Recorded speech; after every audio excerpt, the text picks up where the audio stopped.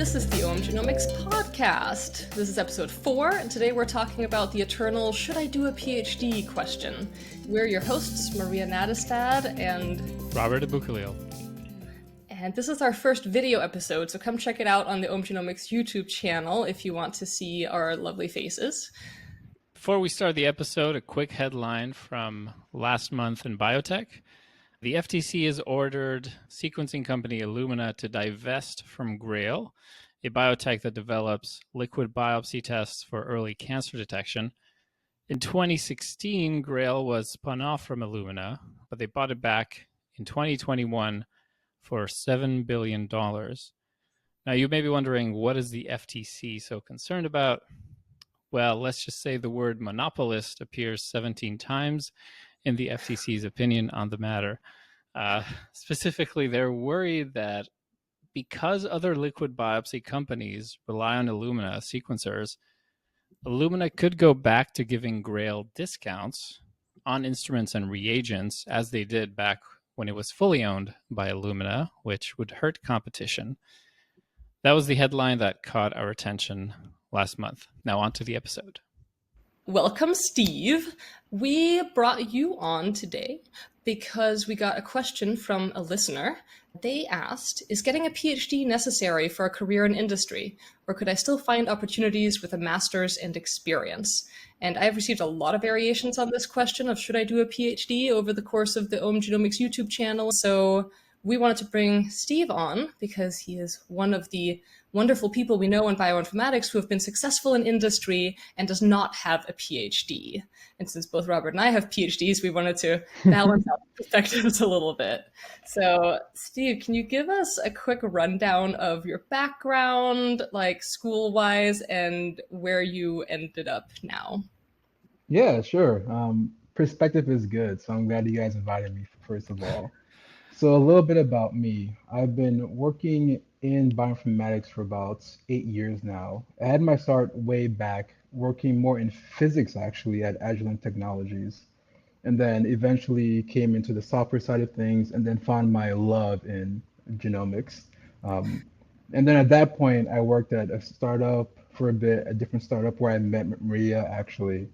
And then I eventually had a chance to work in Invitae, which is a bigger crew. And I had a great opportunity after that to, where I work now, be a director of bioinformatics engineering.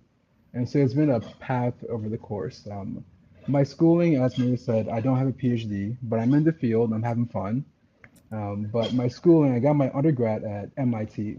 I actually majored in chemistry. Back in the day, I thought that mass spectrometry was the future of the world. It would solve all our problems. Of course, I learned things over time, and I learned that mass spec is relatively explored, and there are newer, hotter fields, in my opinion, like genomics. Yeah, I mean, we're happy you're in genomics today. But what did you want to be when you grow up, like back in college? In college. So I remember as a kid, like what got me to apply to MIT in the first place is I watched a show called Dexter's Lab, and I wanted to grow up and be a scientist with a secret lab. So I thought I'll go to the best chem school in the country, which at the time was MIT, for graduate chemistry, which I did not understand what that meant. So I applied there for my undergrad.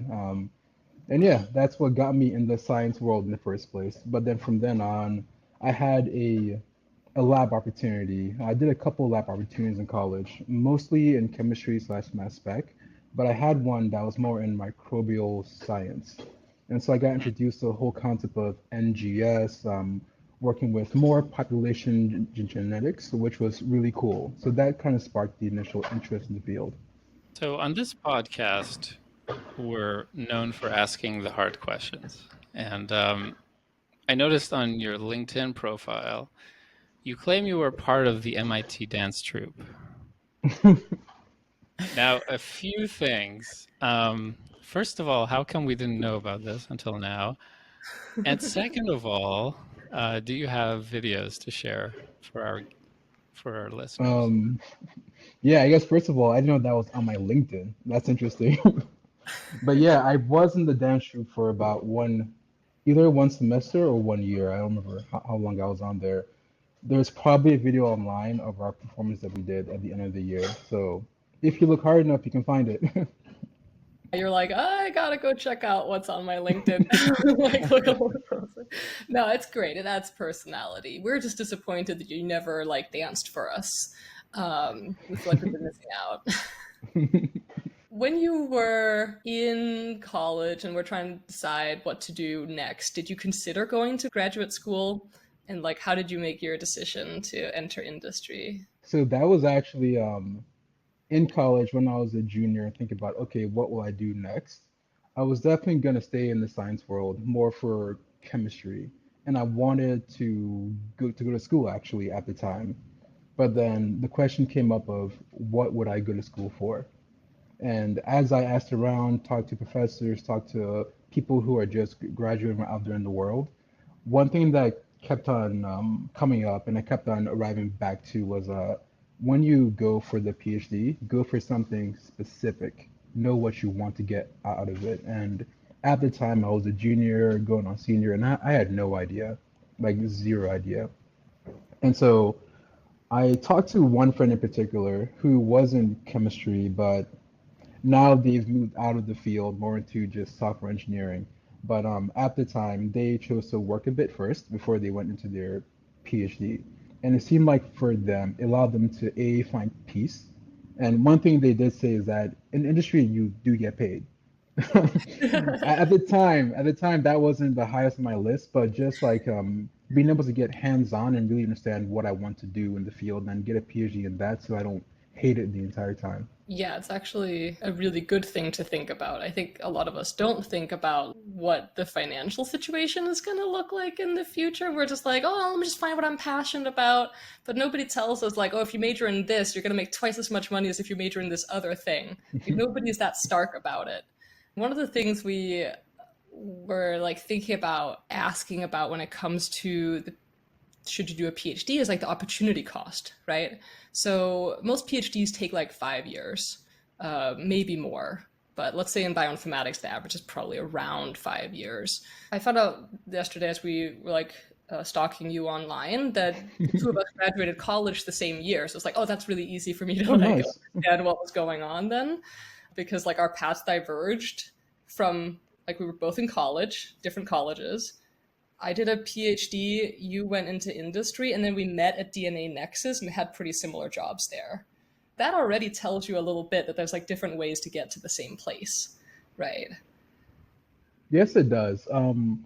One thing I will say is, in my experience, I am very privileged.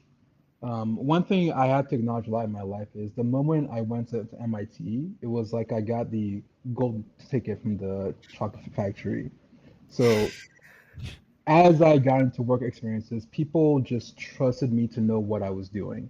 And I've seen my other colleagues who were like me, chose to go to industry post college, but didn't go to quite of a high ranking school. And I could just see that people did not trust what they were saying. Having that come a PhD would have helped them a lot. So that's just something I want to make sure I highlight. Like, there's a bit more weight to when I said things back in the day. There were moments in my career where having that come a PhD would have helped a ton. Oh, really? Can you tell us Yeah. more? So I remember one specific one, Maria, when we were working at the same place. We were doing a request for information for a customer. And as part of that, we have to go document our processes, document how our applications work, document the science behind them. And there was a point where we came to like, okay, who's going to sign each form? And it was really hard to get my name on the form because for a lot of people that were signing, they had the comma PhD. And the vibe I got was that people felt that was convincing to a customer to see a full list of comma PhDs. Hmm. And so I kind of felt like there was a like pushback there when I was trying that out. That's interesting. I wonder if was some of that because there was some scientific material relating to that. Yeah. And I oftentimes wonder, was that just me in my head with my imposter syndrome thinking, okay, here I am hanging out with these comma PhDs, but I don't have that. Can I like hang with them in the same way? Am I real? Yeah, I mean, that must be especially difficult when you're coming Like when you're at a company where you're working around a lot of scientists, right? I mean, you're in a scientific field, so it's like your Yeah. natural environment at this point is being surrounded by PhDs. Yeah, I Um, think at the start that took some time to get used to. Just like being in that room where everyone has gone to school for a long time and they've gone through that process to get a PhD and I had not. Initially, like I felt it was rough, but that again was more because of me internally being, am I imposter? You know, am I in the wrong place? Do I belong here? But over time, as I talk with the scientists more like you, Maria, like I learned that, hey, we're all scientists, we're all trying to help the world in some way, we're all on the same team. I think that kind of brings up an interesting question of when people ask, should I get a PhD? Like, what kind of job are you actually looking for? If you do want to be like a research scientist, I can imagine the answer might be yes. But if you're doing more engineering, maybe it's a nice to have. I do think that's a good point. I try and hire a lot now, and just one thing I've seen in the field is a bioinformatician. That skill set is split into three types of roles, like a pipeline engineer, a analyst, and then an algorithm developer. Each one of those roles, it does require a certain type of learning and teaching. I found that the algo dev roles do require that come with PhD. You need to learn how to learn when you don't know anything. When you hit that wall, you need to learn how to move forward. And that type of teaching is what a PhD is for, at least from my point of view. For a pipeline engineer, you just need to know how to understand what the other two roles are saying and turn that Mm. into some production code. The word productionizing is used a lot. And I found that a really good software engineer, you can work with them and teach them the methodologies to become a good Python engineer. There's a bit of a gap because a lot of terms they won't know, a lot of reasons why their applications fail, they won't quite understand yet. But if they have like a scientist, a PhD, if they have just a guide with them to help explain things as they come up, they can get there. For the data science, when I say data science, I'm thinking more working with the lab to track an assay in production and just track like assay drift, just how the reagents are doing over time. Personally, I don't think you need a PhD for that. A master's in like data science would help a lot. But again, like it does require that. How do you navigate and learn in the unknown? That comes from a PhD. what about setting the direction just for an entire scientific research group? Yeah, so my hot take is a PhD does help, but experience and time in the field helps more. I've worked with some just phenomenal scientists, and the ones I found the most successful at leading an initiative, a project, are usually doctors, people who had experience being a doctor, and they understand at the end of the day, like for this assay, what are people looking for? What does the doctor need? People who understand the requirements of the end user are the best people to help lead what the project actually is. They may have PhDs. The ones who've been really good, in my opinion, have been MD, PhDs, so a lot of schooling. But I found that just people having experience with what our field is in practice helps more.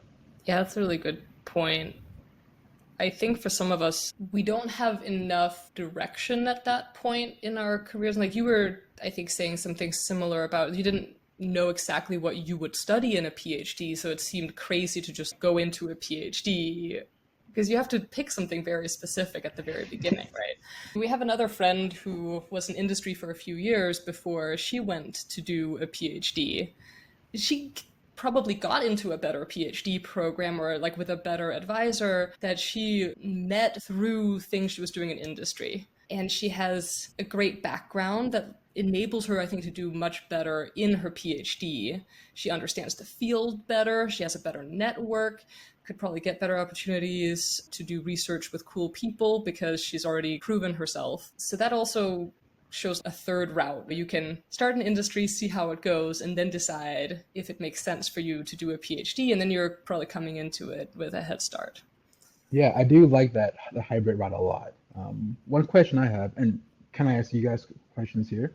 Yeah, Absolutely not. definitely. Definitely ask us questions. We also Yeah, eventually so I ask guess other questions. yeah, so I guess first Maria and then Robert, I want you guys to answer this question. Having done a PhD first and then worked, what has your experience been in terms of have those connections in being your PhD helped you when you got to the industry world? Yes, definitely. I can start. Before doing a PhD, I only had a biology major and a couple of computer science and math classes under my belt. I would not have been able to get any interesting jobs. I also didn't go to MIT, right? So I didn't have that stamp of approval. So getting into a PhD program was probably my only way to do anything more than become a lab tech or retrain for something else than biology. Those were kind of my options, and they didn't look good, so I chose the Hmm. PhD. And I think that was a good choice. I mean, the other thing I could have done was do like a master's in computer science or something, but you have to pay for a master's, and a PhD is free. You Yep. get paid to do a PhD in technical fields, in the US at least, but for a master's, you have to pay for it. So that's like a pretty big difference. Given what you know now, what you've done with your career, do you feel like you went into the right program for your PhD? Oh, that's a good question. Yes. I think it's a lot more about the advisor you get for your PhD than the actual program. So I did my PhD with Mike Schatz, and he was in the middle of a nice upward trajectory in his career at the time. So he was fairly young, had a few students, about 5 people in his lab, maybe when I joined. He was a great advisor. I greatly enjoyed working with him and introduced me to some very interesting research questions with good data behind them that enabled me to be on the cutting edge in a way that I would never have been able to do for myself. And many other places I would have gotten into a completely different research question. So I don't know what that would look like. And I Hmm. liked some of the other graduate schools I applied to, but yeah, in the end, I think it's a lot more about your advisor than Yeah. like the school. How about you, Robert? This is a tough question because, like, if I'm thinking, did I go to the right place? There's kind of two levels to that. One is yes, because that's where I met Maria, so I wouldn't change a thing. Aw. But otherwise, yeah, I mean, I think the PhD has been pretty helpful for me, even though pretty much all my jobs have been software focused. I think it's gotten me a nice combination of skills that is relatively rare, like people who have a background in software during my undergrad and then a PhD in bioinformatics.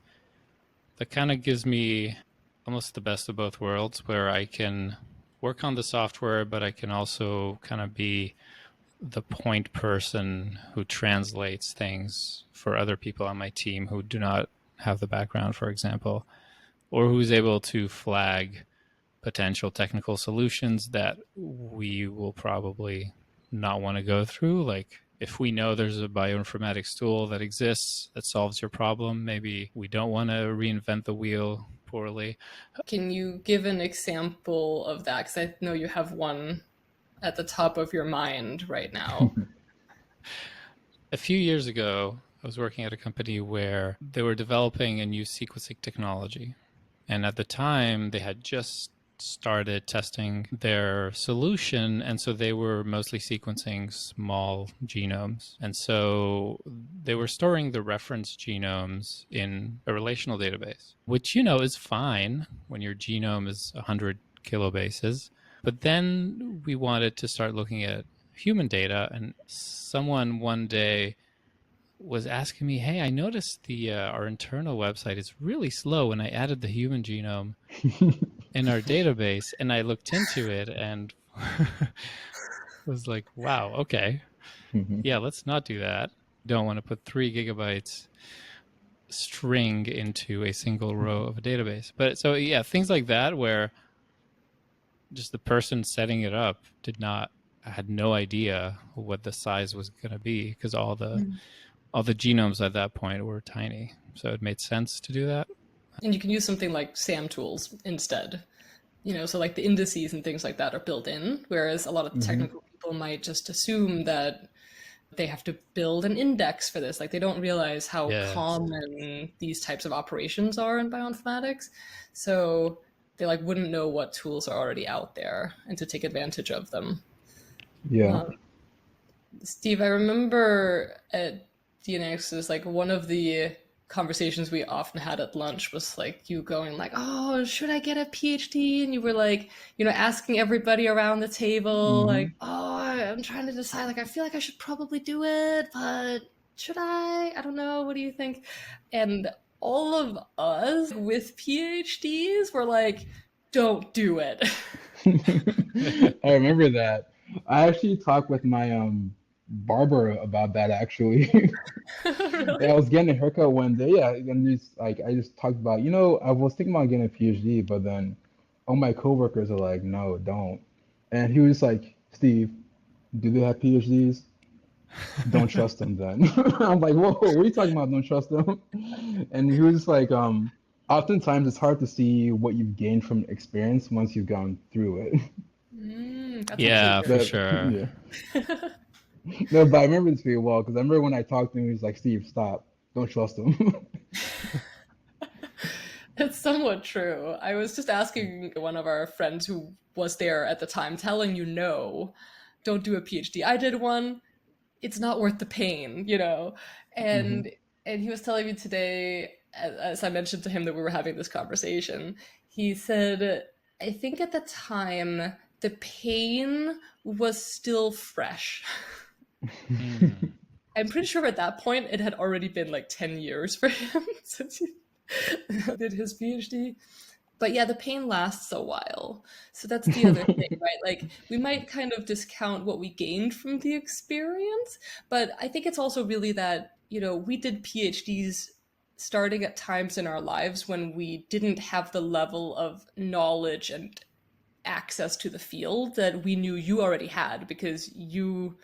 we were like, I did this whole PhD and I'm sitting here with the same job as this guy, Steve, and like now he wants to go do a PhD. You're already at the same point that I'm at. You've clearly made it, right?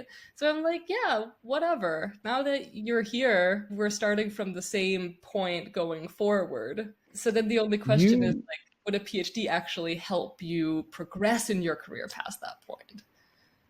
you bring up an interesting point there, like implicitly, the you've already made it. Like, I think for everyone, we each have a different definition of making it. But I think that we in this room, at least from what I'm hearing, we have the same like idea in our head. I still think a lot about going back to school for a PhD, and it's not for the improvements in the workplace or opportunities. It's more just to learn how to, learn in the unknown. It's more to go through that and have that same teaching that I've seen. Because I do see like how you move in the world, Maria, and I do think you have gained some fundamental like life skills based of you on your PhD. And so there are things I also want to like gain too. Hmm. But in terms of like a career, like I don't think it'll help much. There will be some opportunity costs of my time not being in the workplace. Yeah, what I'm hearing is that at this point it might not be about your career advancement, but more of your personal fulfillment almost. Yeah, like a box to check in my life.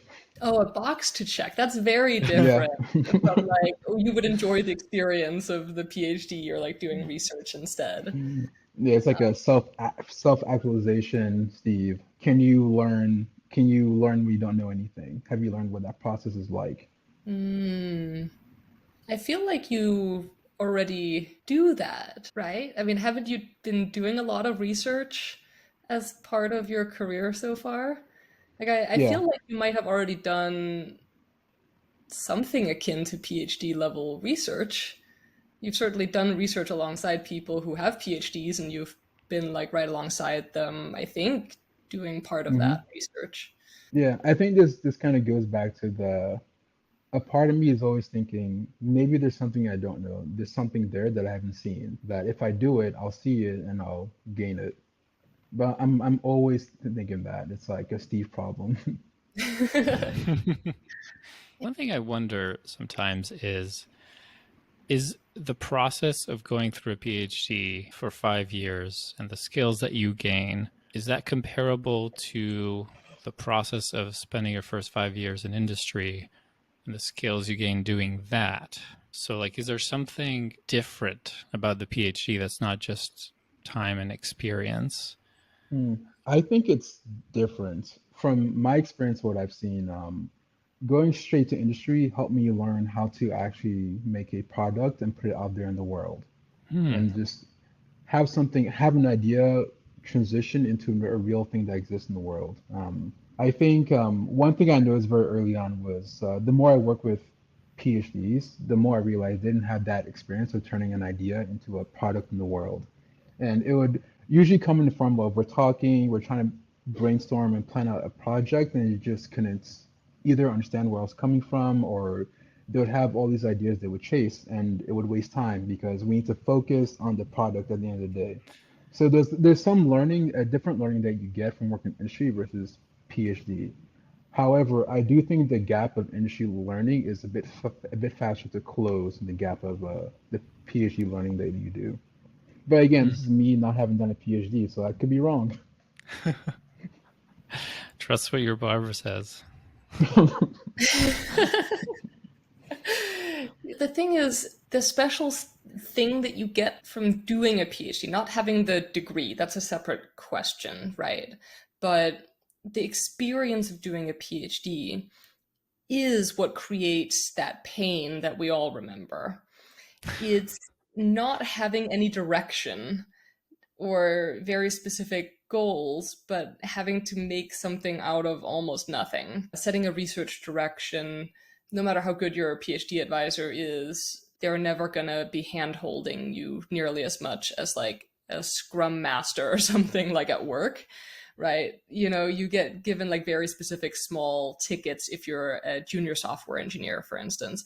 But, you know, doing research as a graduate student, it's your project and you have to run it.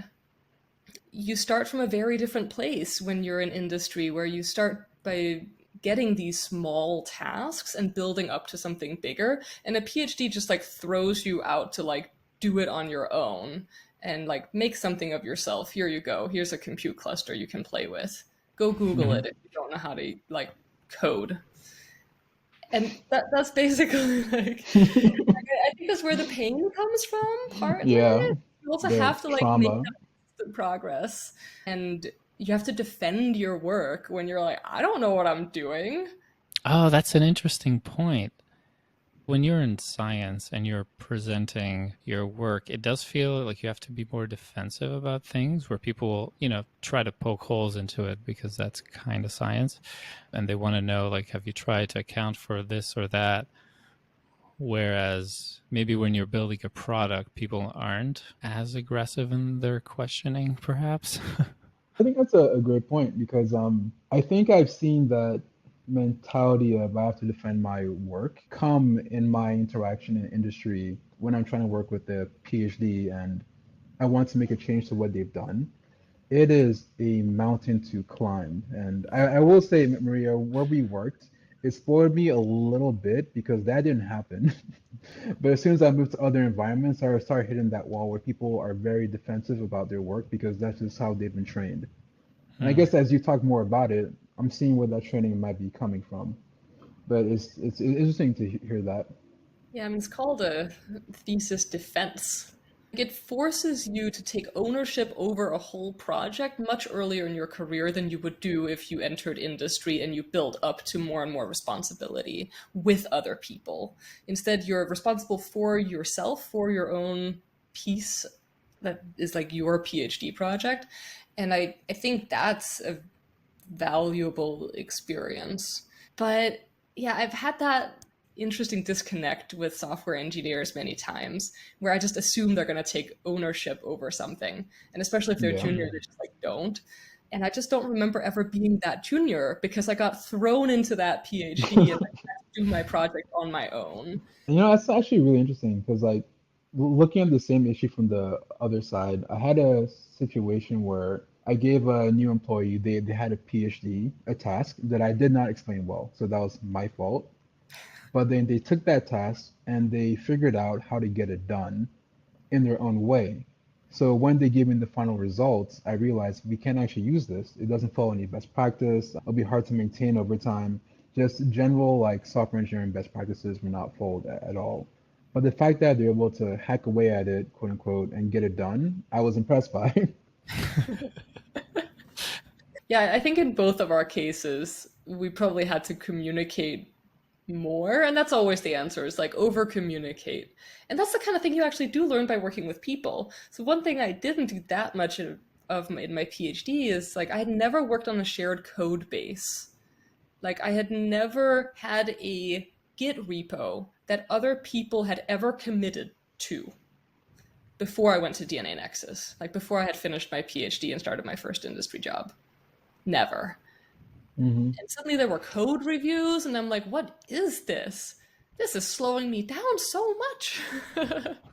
Man, Maria, let me tell you, that has been, I think, after DNA Nexus, that has probably been the most contentious point for me. Just people adapting to the code review process, adapting to when someone makes a comment, follow best practice, just adapting to getting that type of feedback and not entering fight mode.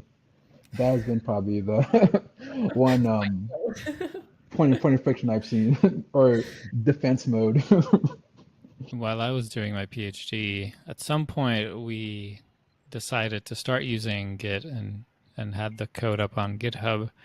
And so a colleague of mine who I was working on this with, I wanted to make a change. And so he, well, they didn't want to figure out how to set up Git because that's a pain. So he made the changes on his copy and sent me the file by email, which I then incorporated. And the commit message says, modifications by this other person. So yeah, I Oh my wonder I wonder if God. things have gotten better. It's possible that nowadays in PhD programs, the advisors are also more attuned to these things and would say, yeah, you need a GitHub repo because how else are we going to collaborate on this? I hope it's changed. I would assume so, but I also can't really tell what the technical culture is outside of my own little bubble. Well, I think I have a way to figure this out. All Ooh, three of how? us, all three of us should go get another PhD. I mean, like that being said, me personally, I'm not opposed to ever going back to school for another PhD. The only question in my mind would just be spend some years not getting paid as well in order to gain some knowledge, and that trade-off is a big deal, which is bad because it becomes a bigger deal the longer I work in the industry. Yes. Yeah, you get used to that sweet, sweet dough or whatever it is the kids say these days. Yeah. So I want to hear from Robert. What led to you going for a PhD?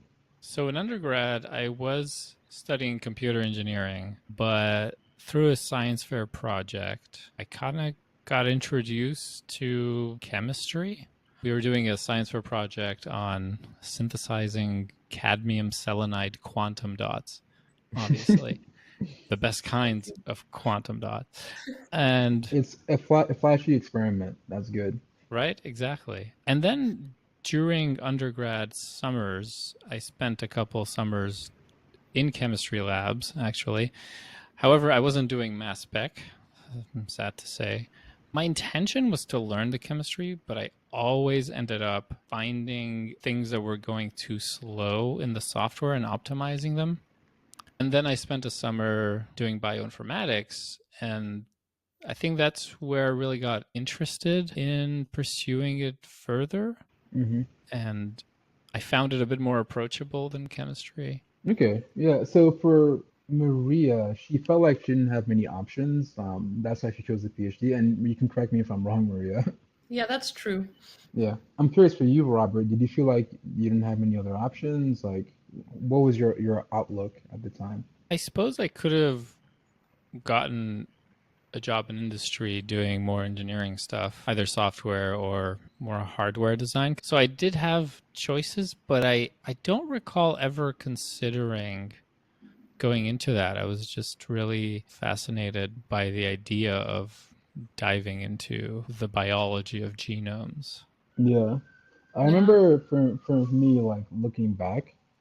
At the time, I was unsure as to what I'll get my PhD in within the field of chemistry. There's like so much you can do there.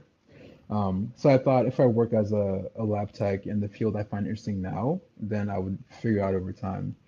And so I thought that was the route I would go. But of course, once I start to actually work, I see more, I see other fields, and I make a move. But Hmm. yeah, at the time, like you don't really know much about what the impact of the choice you're about to make will have on your life overall. You just have to make a choice given what you know. And at the time, my exposure was you can work a bit and learn from your work of what you really want.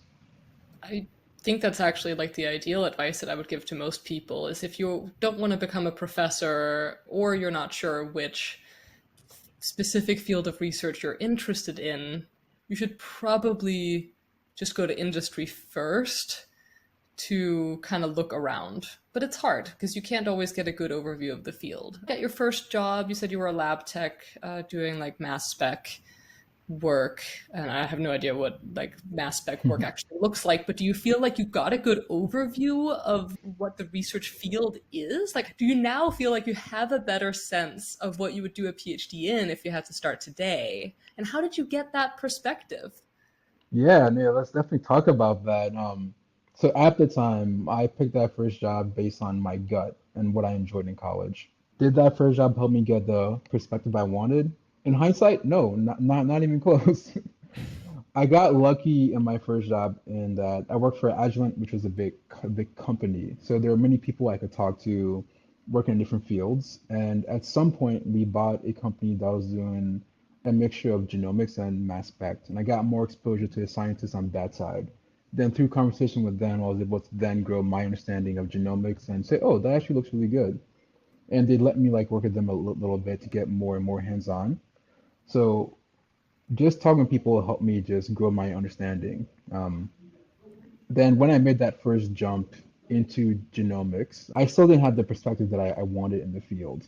It took me until I started going to conferences more and talking with other scientists to really grow that perspective over time. So conversations is how I grew my perspective of the field.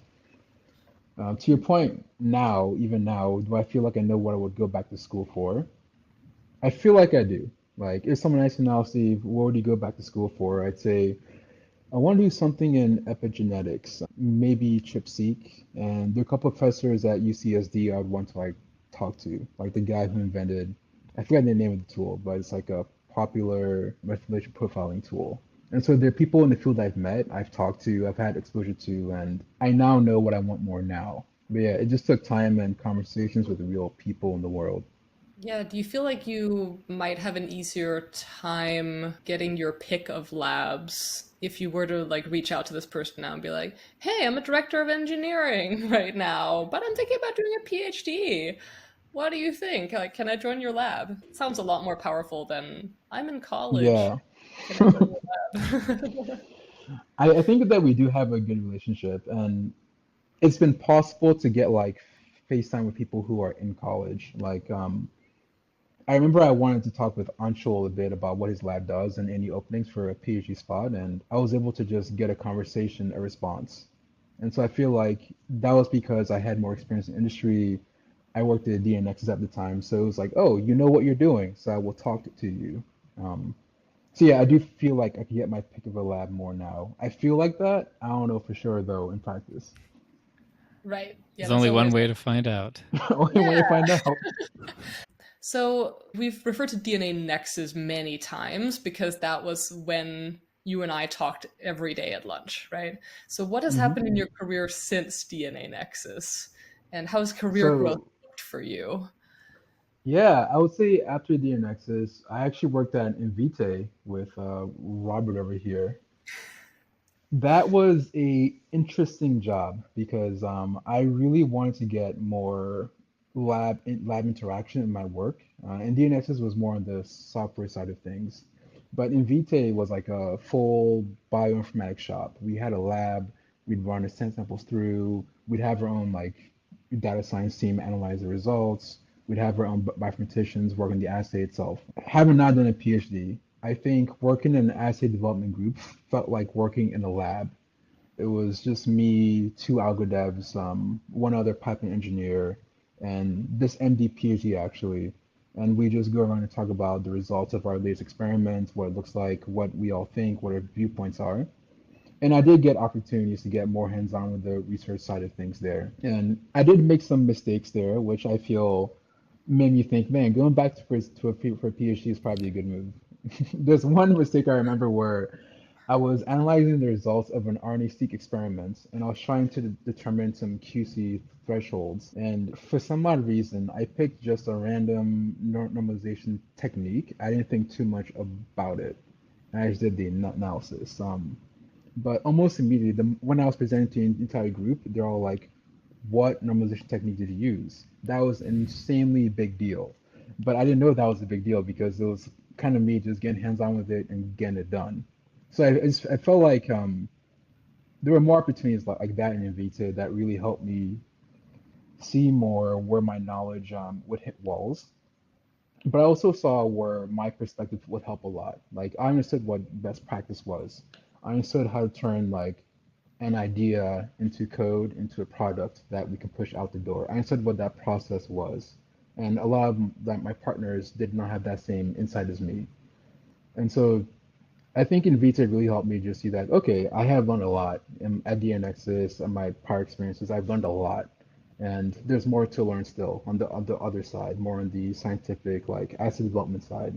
After Invita, I actually chilled for a couple months. Then a former colleague from DNXs reached out for my current opportunity, which is to have a director role at Caris Life Science. So I'm still working there. So, I have some opinions, but these opinions are my own, as I should have said at the start. But my opinions are kind of the same as in Vite. Like I'm able to get more hands-on in different ways. It's a director role, so I'm more outlining what the project should be, how we should go about doing things, how we should go about achieving what our goal is.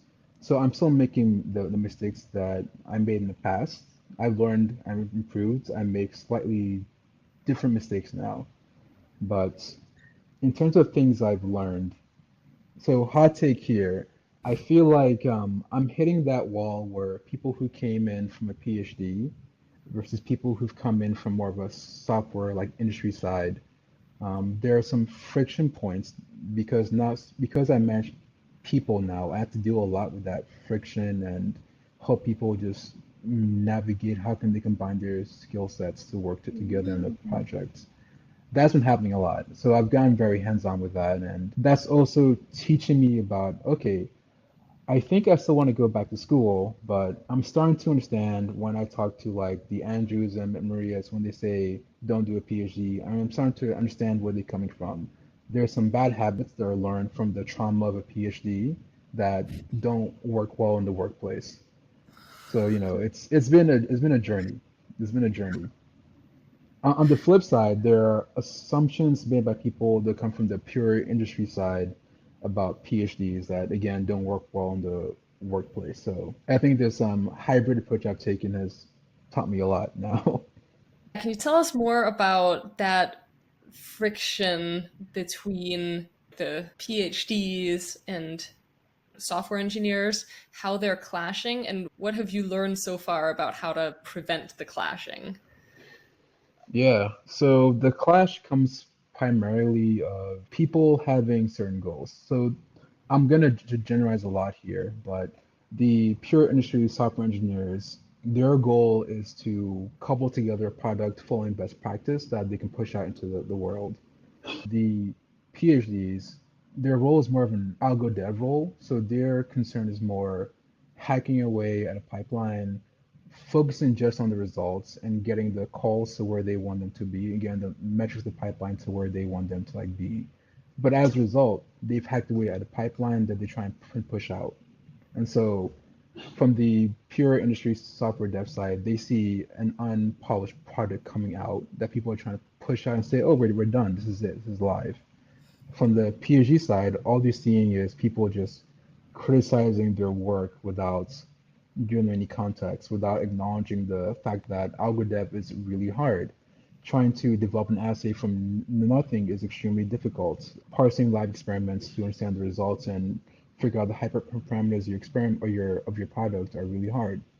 Each side, they have their own hurdles that they've overcome, and they do contribute to what the final product looks like. So that's Mm. where I say most of the conflict lies, just grace and acknowledgement of each other. Yeah, I've heard the phrase like assuming good intent from the other side. It's a good phrase. It's a very good phrase. I think one thing I would add on top of that is just in general, for academics coming into an industry, there is a timeline. The timeline has to be respected and hit. If you're not getting the results that you want, that needs to be communicated out immediately. And people need to be aware that the timeline might slip or change. If it's not communicated out, what ends up happening is eventually you'll have your big presentation, the results aren't what people expect, and everyone just like freaks out. For people with no industry experience, that is a huge learning process. Learning how to not be heads down in your work in a corner, but learning how to come up a lot, like every couple of days to say, hey, I'm doing this, and I've hit this wall and that wall. Learning how to communicate your work as you work on it. Yeah, that's a major thing I've had to learn too. I love just going in my cave and working on something for weeks. And I actually, kind of talking about that's common a bit, Maria. Like, I think it is on people who like the perspective of like a PhD, like that type of work requires space and freedom to explore. It does require that. People need to respect that it requires that, and people they don't understand that the freedom is a necessary thing because they haven't like been through that. They haven't done the asset development themselves, the algo dev themselves. They haven't been through a PhD. So it's just a lack of understanding, I think, from the sides that are involved.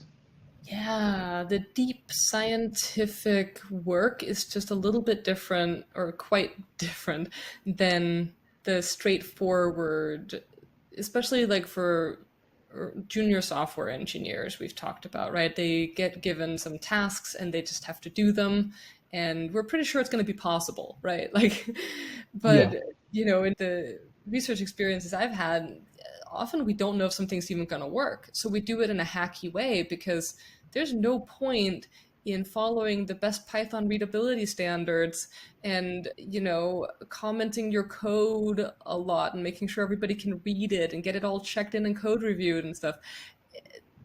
No, there's no point in Mhm. doing that if you're not sure you're going to keep the code because you're not sure if the project's going to work at all. And so that's where the hacky code comes from.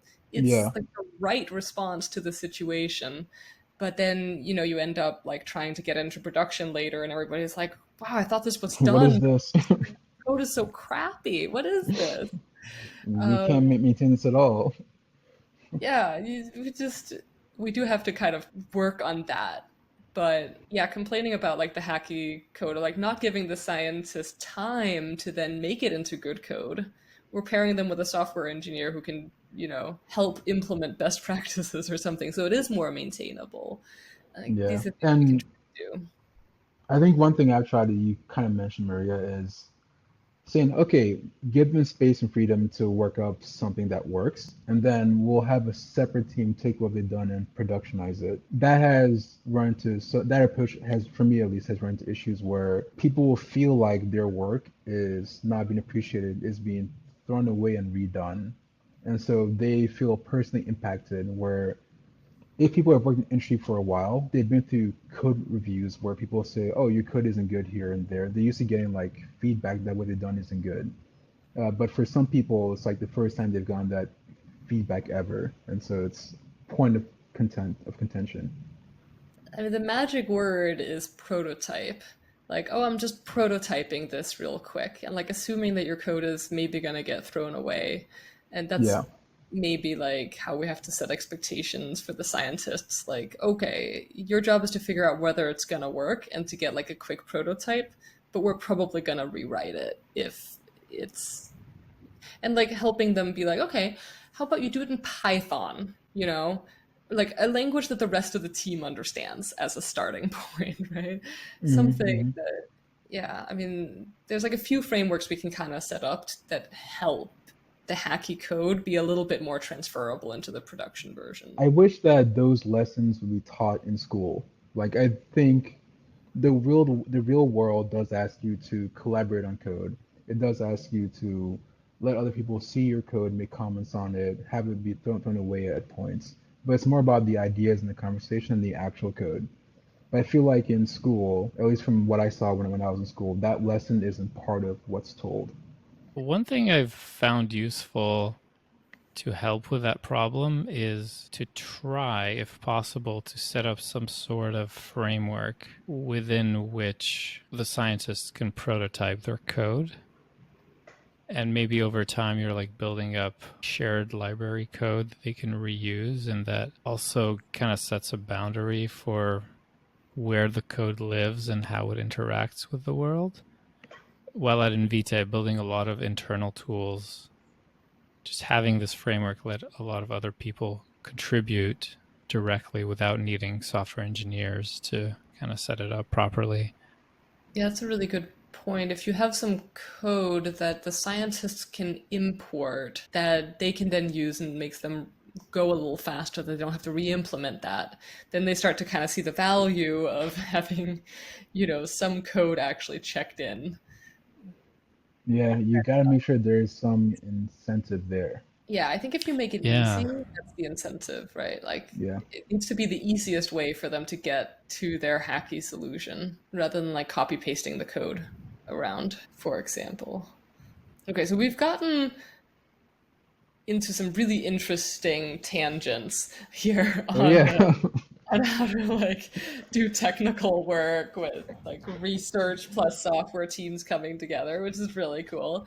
I want to bring it back to the PhD question a Yeah, little. yeah.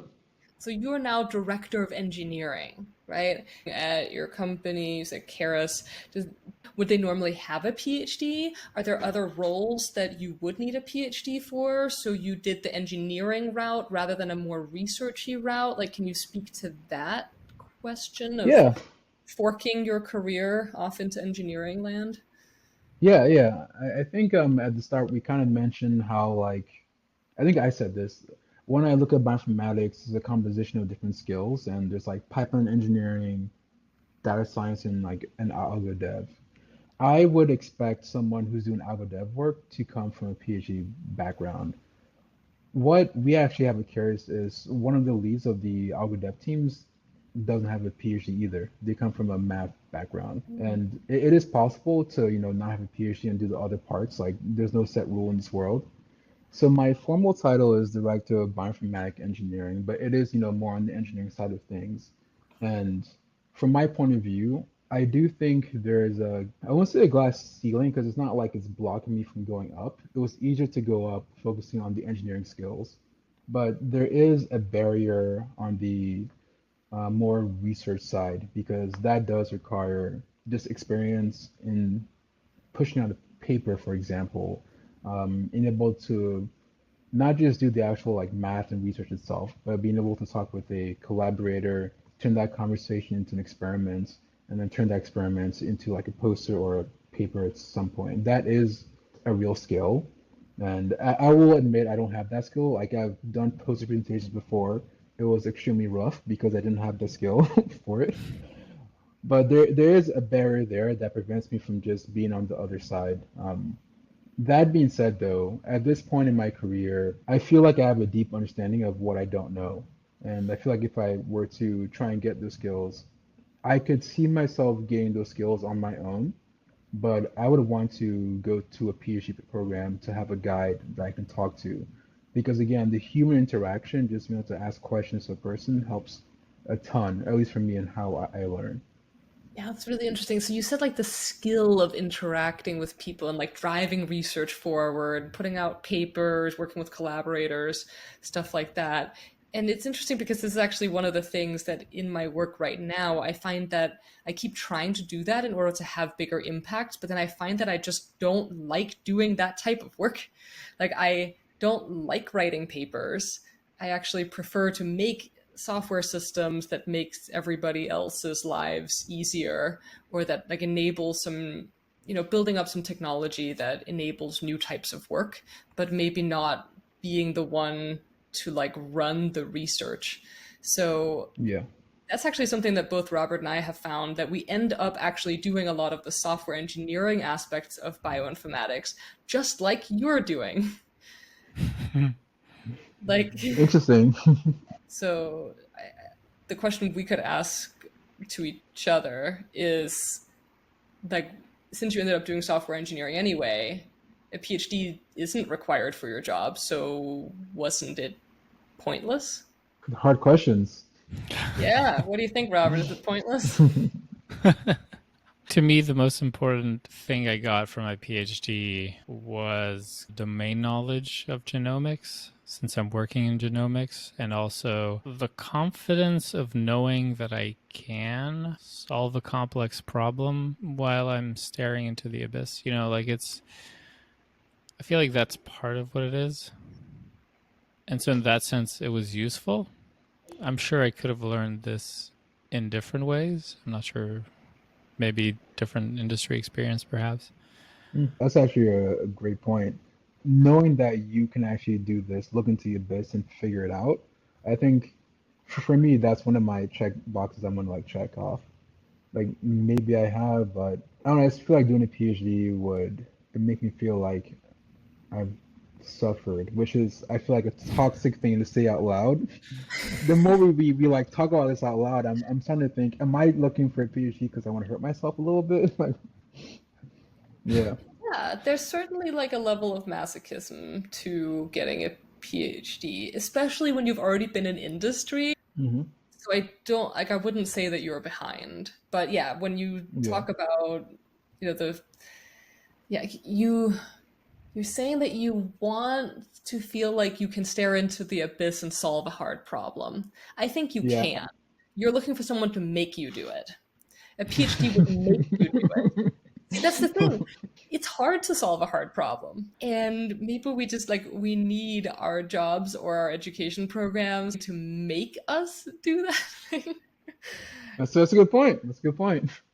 I got one interesting comment on the video I have on YouTube, which is called Should You Do a PhD? They said the head of research is usually a PhD, but the boss of the head of research is usually a master's. That's definitely true. That's definitely true. I've seen that so many times. It just goes back to getting a product out the door just requires time in the field. And then you can also get a master's that's focused on how to get a product out the door. Like that's a different skill entirely from a PhD or even like a software engineer or a mathematician. It's its own skill. Yeah, I mean, the master's might not be in the same scientific field or anything. It could be an MBA, for example. hmm Yeah, I think it's very true. And this person also just said that, like, the only reason to do a PhD is if you really enjoy learning and the process of learning. I'd go further than that and call it research because learning that I did before my PhD was very different from the learning I did in my PhD. Right. Like you have to advance the field in some way during your PhD. So that's Yeah, the hard. cutting edge is just a Um, lot harder to be in than the structured Yeah. learning you're doing outside of the and cutting just edge. a counterpoint is that I have seen some biotech CEOs that have PhDs. So it is definitely a thing, like the Ginkgo CEO, the Vita CEO used to be. I've seen a few cases where there used to be a PhD as a CEO, but then when the company is not doing so well, the board gets scared and puts someone with an MBA as in there. hmm But yeah, I think like for if you're running a company that is catering to scientists, I feel like it can be an advantage to have a CEO who's also a scientist and it kind of gives you a bit of street cred. That's a good point, actually. I do think having respect from your employees is a big deal in order to lead them effectively on a team. I'm curious, like in your guys' experience, is this something that you see a lot? You guys have PhDs. When you work for someone who doesn't have a PhD, if you've ever done that, do you feel like they don't know what they're doing? Like, what's that experience like? Not because they don't have a PhD. It might be No. for other reasons, but Yeah. I would only judge them if they have a lack of curiosity about what people on the ground are actually doing. Hmm. I think one thing that I've judged my bosses for in the past is for not questioning themselves. And I feel like questioning yourself is like a marker of people who have PhDs. Like just Hmm. saying, I have this idea, but it could be wrong in this way. Just having that additional step to say, how could my idea be wrong is it's a This kind of reminds me. correlation, not a causation. Yeah, it gets into the imposter syndrome thing almost because I think some people, when they're not feeling confident about their own understanding, they might make assertions to try to sound confident. Whereas if you're just like coming to it with curiosity and from kind of a scientific perspective, like, oh, I don't know if this is true or if it's not, let's figure it out together. That works a lot better than just, oh, I heard this thing once, I'm going to say this so I sound smart. That's not useful. Right, that's when we can like judge people and say like, okay, Hmm. no, this is actually like, this is cutting edge research, it's okay if we don't know everything, we need to figure it out. And yeah, I think leadership is the same way. There isn't always one right answer and it's not always obvious. So we have to give each other grace, like you said. But I think this has been a great conversation. I think we have definitely answered the question now, and I'm so glad we got you on, Steve. Where can people find you or anything that you want to share with our audience that they can like look you up and stalk you on the internet? Oh man, I'm on LinkedIn. You can find my name, Steve Osazuwa. It'll be in the videos somewhere. Thank you guys for having me. It's been nice talking with you, and I'm looking forward. If you guys get more perspectives on this topic, I'm curious to see, what we learn over time. I want people listening also or watching this on YouTube. You can't really add comments in a lot of podcast apps, but you can do it on YouTube. So if you Hmm. want to add your own views and comments, you can find this YouTube video. It's going to be on the OMGenomics channel. So yeah, leave your comments here if there were anything that you thought was interesting in the episode or just like viewpoints you want to share? Did it influence your own thinking about whether you want to do a PhD? That's always good to hear. And yeah, like what's the final answer? Should you do a PhD? I lean towards yes. That's my final answer. But Oh. I lean towards the hybrid approach that you mentioned, Maria, where you work for a bit, get a better idea of yourself and also what you want in the world, and then go back to school with more focus. Mm, I like But I that lean answer. I towards was going to yes. say it depends, but I like your answer better. Yeah. All right. Thank you, Steve, so much for coming on. This was great. And thank you all for listening. Genomics Podcast signing off.